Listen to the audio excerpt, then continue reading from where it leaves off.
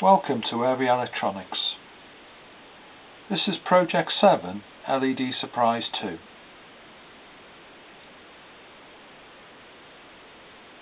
The light-emitting diode slowly changes colour over about 30 seconds.